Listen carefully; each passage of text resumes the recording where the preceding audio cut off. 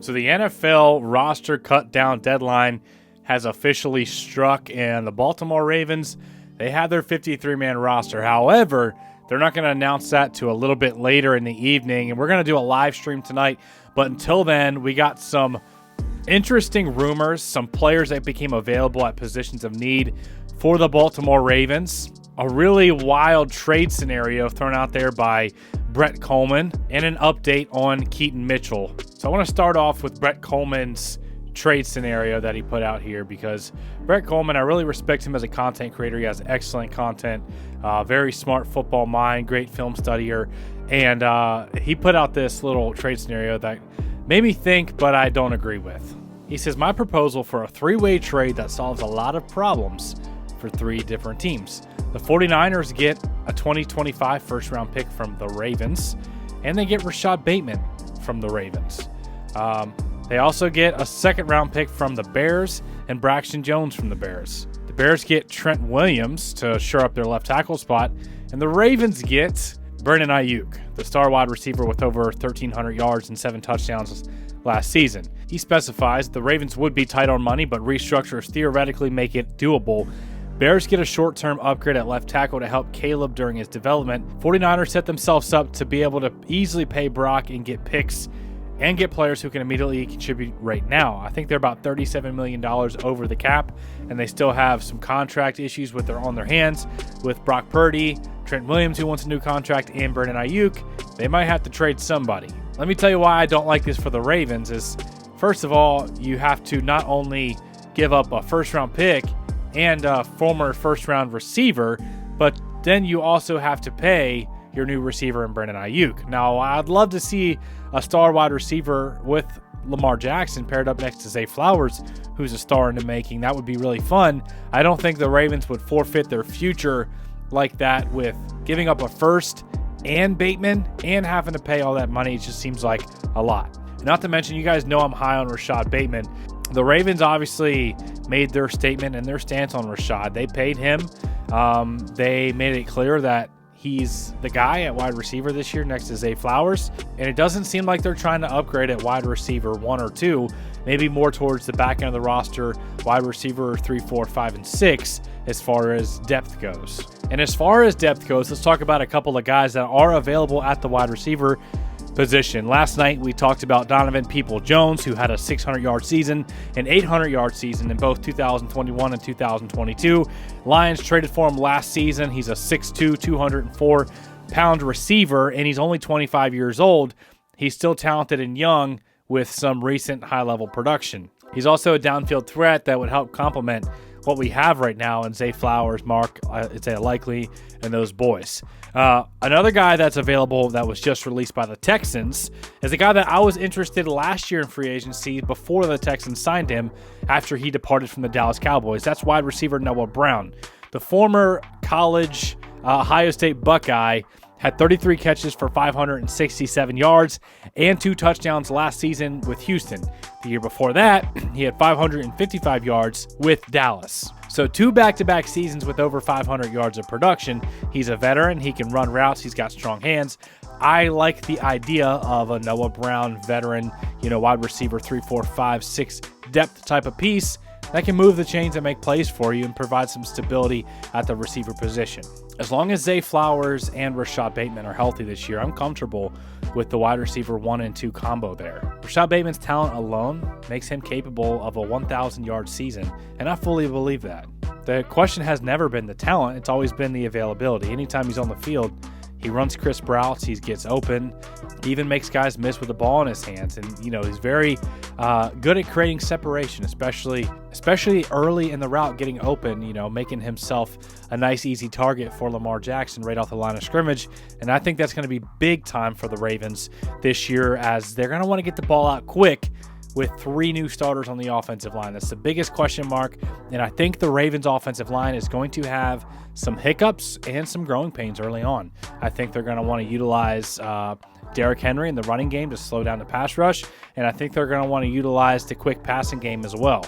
They also might sprinkle in some quarterback design run stuff in order to slow down the pass rushers and the defensive line, make them second guess themselves.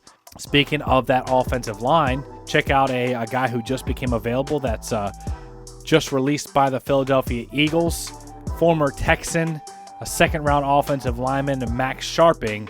And this is a guy who started at 3 different positions on the offensive line and has performed well. He's obviously not a stud offensive lineman because he's being released. It's not like stud offensive linemen just get released, but this is a guy who has proven production and starting caliber experience and could be an average starter on the offensive line if we start to experience some instability with right guard Daniel Falele, left guard Andrew Voorhees. He would provide a little bit of insurance there for the interior of the offensive line, maybe a higher floor than some of the question marks we have right now. Now, some other guys that are available, let's talk about the quarterback position. It's been a big topic of discussion. The Ravens' backup quarterback spot, Bailey Zappy, he was released by the Patriots. He got some starts last season. He has put some good stuff on tape, but he's also put up some interceptions and some bad stuff on tape. But you got to also remember, he was on the Patriots, one of the most miserable offenses last season. Actually, the last 2 years, they haven't had many playmakers. Their offensive line has been subpar, and the quarterback play has suffered because of that. I do remember being impressed, though, from Bailey Zappy. On several times I've watched him live. I think he's young. He is talented and would be a nice developmental backup behind Lamar Jackson and maybe Josh Johnson, who's getting up there in age. Another guy that's available is actually 2 guys. An interesting situation here for the Browns. The Browns actually retained 4 quarterbacks on their roster, which is very unheard of. And they put it out there that they will field calls for Jameis Winston and Tyler Huntley and could trade one of them here soon. They now have Deshaun Watson, Jameis Winston, Dorian Thompson-Robinson, and Tyler Huntley. Another guy that was released is quarterback Mike White, who filled in for the Jets before and put some nice stuff on tape as well. Another guy, Desmond Ridder, was also released as a mobile quarterback, has started most of the games for the Falcons last year. So there's a lot of guys that have been released at the quarterback position, some possible guys that you'd be interested in. But at this point in the game, it'd have to be a guy that you're really invested in because they would obviously have to come in and learn the whole new offense, become acclimated with the coaches, build chemistry, all those things where, a guy who's already been in the locker room like a Josh Johnson has the upper hand advantage of knowing the scheme inside and out, now having 2 years with Todd Monken in this offense. Now, another piece of this offense that's going to be coming back later in the year is Keaton Mitchell. It's kind of funny here because Adam Schefter put out this tweet, and at first I was like, man, this is like a breaking news, big-time update or whatever. And then I was like, wait, we already knew this. He reports Baltimore is expected to leave running back Keaton Mitchell on the PUP, physically unable to perform list, which means he'll be ineligible to play the first 4 games of the season. That was what we already expected. John Harbaugh said he'd probably come in mid to second half of the season, and we don't want to rush him back. We saw what happens before whenever we've tried to rush guys back, like J.K. Dobbins with that whole situation. We want to make sure he's 100% ready to rock and roll, to be that lightning next to Derrick Henry's thunder. And speaking of the running back position, there's tons of guys that have been released here recently. Running back Deontay Foreman, who's a big physical runner. Matt Breida, Samaje Perine. There were some rookies, that got released as well. Guys like Frank Gore Jr. and others. So the Ravens do have options if they want to upgrade at that, RB3 spots. But I don't know how impressed they are of, what they saw from Rasheen Ali. I did like his college tape. He's explosive and can catch the ball well. But Justice Hill, Rasheen Ali, and Derrick Henry's the top 3 guys right now. And then whenever Keaton Mitchell returns, he'll obviously slide in there as RB2 based off what we saw last year. So many guys are getting released right now. Some wide receivers, running backs, quarterbacks, some places that the Ravens could look to shore up their roster, offensive line. Let me know in the comments who out of these guys that we mentioned, or maybe I didn't mention, that you'd be most interested in bringing in here to Baltimore. I know Eric DeCosta is always looking for ways to improve the roster, whether it's via trade, free agency. He's going to do his due diligence to make sure the Ravens roster is as talented as possible. So smash the like button if you got any value out of today's video. Keep your eyes open for tonight's live stream, where we're going to have our reaction to the 53-man roster that the Ravens have yet to release yet. They always do it late. with kind of trying to do a little bit of a competitive advantage, thinking they have a better shot at getting guys back on the practice squad if they release it later. But I don't know how effective that is, but that's what the Ravens do. Most teams have their rosters out already, but the Ravens, they'll have it out. Last year was about 8 p.m. when we heard. Thank y'all for tuning in, man. I love you guys. I appreciate y'all. We'll see you in the next video.